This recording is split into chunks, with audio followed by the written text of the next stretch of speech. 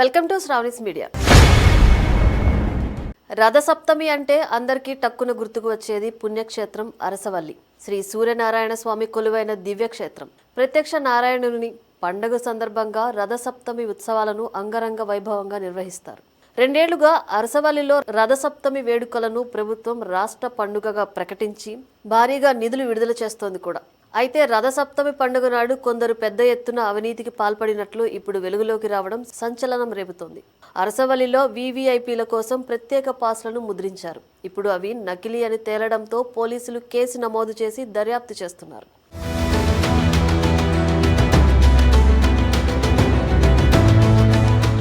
ఈ ఏడాది అరసవల్లిలో నిర్వహించిన రథసప్తమి వేడుకల్లో భారీ ఎత్తున అవినీతి జరిగిందనే ఆరోపణలు వెల్లువెత్తుతున్నాయి. గతేడాది ఏకంగా 10 కోట్ల రూపాయలు ఆదాయం రాగా ఈ ఏడాది కనీసం 1 కోటి మార్కు కూడా దాటలేదు. దీంతో రంగంలోకి దిగిన పోలీసులకు విస్తుపోయే విషయాలు వెలుగులోకి వచ్చాయి. భానుడి దర్శనానికి వచ్చిన వారు తీసుకువచ్చినవి నకిలీ పాసులని తేలడంతో అసలు దొంగలెవరా అనే విషయంపై పోలీసులు దర్యాప్తు ప్రారంభించారు. అయితే రథసప్తమి నేపథ్యంలో నకిలీ పాసులు ప్రింట్ చేసిన వ్యవహారం కొత్త మలుపు తీసుకుంది. ఇందులో మరికొన్ని పేర్లు తెరపైకి రావడంతో వారి మీద కేసు నమోదు చేయాలని పోలీసులు భావిస్తున్నారు. అయితే రాజకీయ ఒత్తిళ్లు ఈ కేసును ముందుకు కదలనివ్వడం లేదని తెలుస్తోంది. విశ్వసనీయ సమాచారం మేరకు ఈ నకిలీ పాసుల వ్యవహారం ముగింపు దిశగా సాగుతోందట. సూర్య జయంతి సందర్భంగా ఆదిత్యుని దర్శనం కోసం ప్రభుత్వం కొన్ని పాసులను ప్రింట్ చేయించింది. శ్రీకాకుళం పట్టణంలోని మణికంఠ జిరాక్స్లో దానికి నకిలీలను సృష్టించారు కొందరు ప్రబుద్ధులు.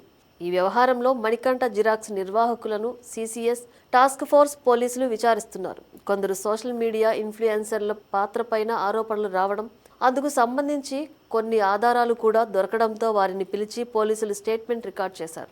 మణికంఠ జిరాక్స్ నిర్వాహకుల కాల్ డేటా ఆధారంగా చాలా మందిని పిలిచి పోలీసులు విచారించారు. తామే పాస్లు ప్రింట్ చేశామని మొదట మణికంఠ జిరాక్స్ నిర్వాహకులు పోలీసుల వద్ద అంగీకరించారు. అయితే ఇక్కడితో కథ ఆగిపోలేదు. ఇందులో మరికొందరు సూత్రధారుల పేర్లు నాటకీయ పరిణామాల మధ్య వెలుగులోకి వచ్చాయి.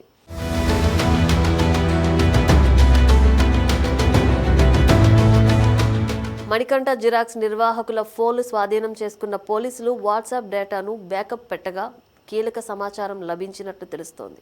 ఓ సాయంకాల పత్రిక ఎడిటర్ కొన్ని వీవీఐపీ పాస్లను మణికంఠ జిరాక్స్ నిర్వాహకులకు వాట్సాప్ ద్వారా పంపి వాటిని ప్రింట్ చేయాలని సూచించినట్లు తెలిసింది. దాని ఆధారంగా భారీ సంఖ్యలో వీవీఐపీ పాస్లను మణికంఠ జిరాక్స్ నిర్వాహకులు ప్రింట్ చేశారు.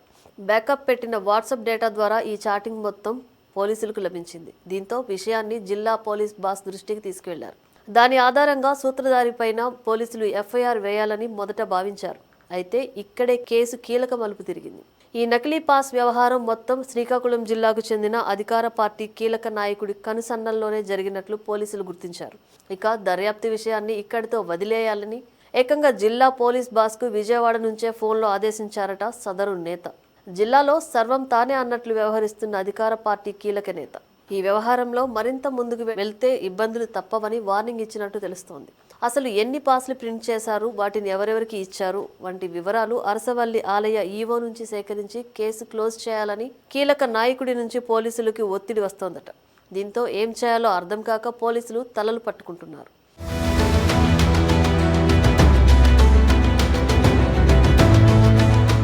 సదరు సాయంకాలం పత్రిక ఎడిటర్కు అటు టీడీపీ నేతలతో ఇటు వైసీపీ నేతలతో అత్యంత సన్నిహిత సంబంధాలున్నాయి. ఇదే సమయంలో సస్పెండెడ్ ఐపీఎస్ అధికారి పివి సునీల్ కుమార్కు అత్యంత ఆప్తుడు కూడా.